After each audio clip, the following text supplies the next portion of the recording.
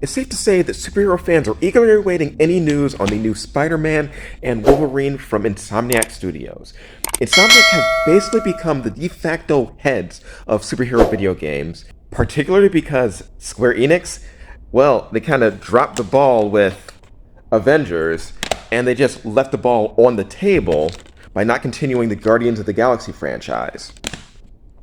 And what they've done, what Insomniac has done with Spider-Man, it's spectacular. It's amazing. It's just flat out wonderful. The fact that we have a new studio that's in charge of these properties, because we all have to admit that Activision, they held on to this license a bit too long. Spider-Man and its follow-up, Miles Morales, were just completely wonderful games which revolutionized the superhero genre. And they came out of nowhere. Now they're going to be tackling Wolverine. And oh, as a big Wolverine fan, I have big ideas, big hopes, big dreams for both that and Spider-Man. And who knows, maybe we might get a Captain America game, a big budget Cap game finally out. I mean, oh, the first Avenger, why the hell is he not in more games? Other than Captain America for the PS3 and 360, the only other Captain America game I can think of would be Captain America and the Avengers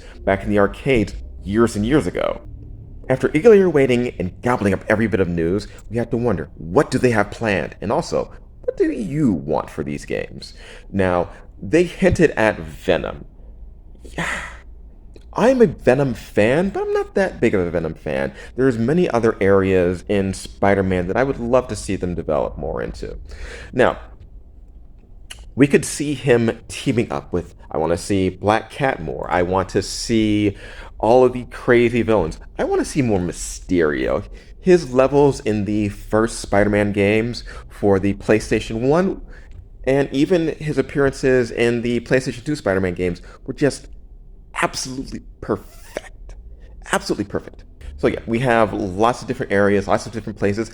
I want them to still keep it grounded. Just keep Spidey in New York, but have a lot of characters jump in and interact around him. I want to see the Fantastic Four pop in and maybe have missions where he teams up with his pal Johnny Storm. I want to see, hell, since we do have Wolverine game, have the X-Men pop in. Spider-Man's always been heavily involved in X-Men stuff. We could even have these two games cross over. But yeah, the best thing, even like the really best part about the Spider-Man games was the story and how they were braver in the things that they could do in this game than Marvel Comics seems to be.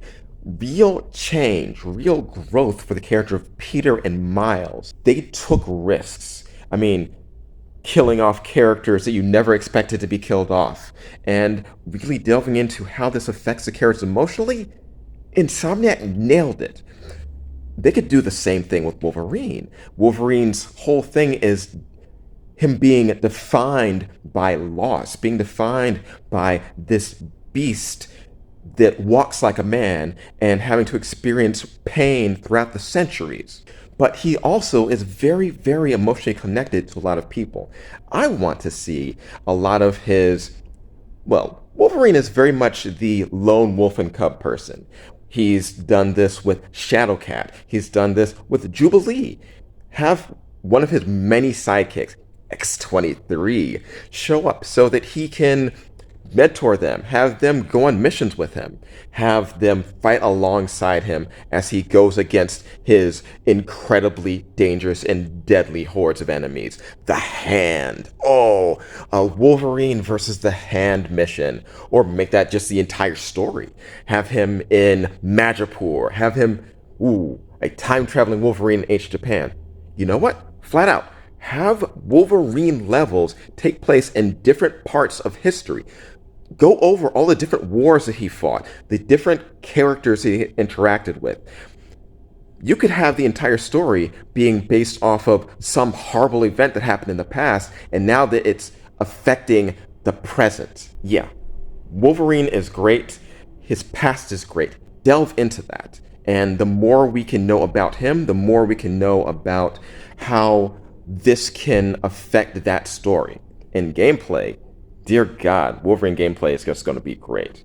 Now, Wolverine combat is going to be far more grounded and far less acrobatic, something more along the lines of the Arkham games. Now, using those as a grounding point, using those as a starting point where we can see Wolverine having nice, brutal combat, I'm really looking forward to that. I want to see counters. I want to see him use his ninjutsu skills.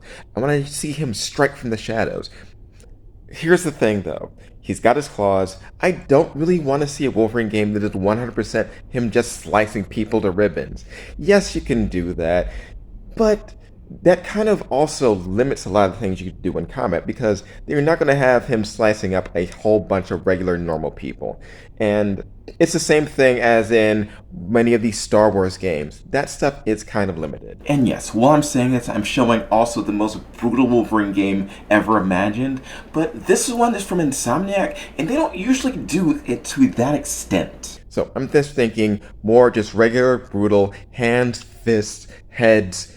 Give him access to some weapons. Wolverine does use guns from time to time. Wolverine does use staves. Wolverine does use spears. He uses a lot of stuff in all of his martial arts training. So don't just limit him to his claws. I want an entire library of Wolverine weapons to use because he is a one-man killing machine and he can do that with just about anything. I want to see him fight Omega Red. I want to see him fight Sabretooth. I want to see him fight Deadpool. I want to see him fight lots of different varied enemies. If he does not fight a giant sentinel, we riot. Anyway, I'm Keckers, and these are just my thoughts, and I really hope that you guys can put your thoughts in the comment section. Remember to hit that like button, subscribe, and I'll see you next time. Bye-bye.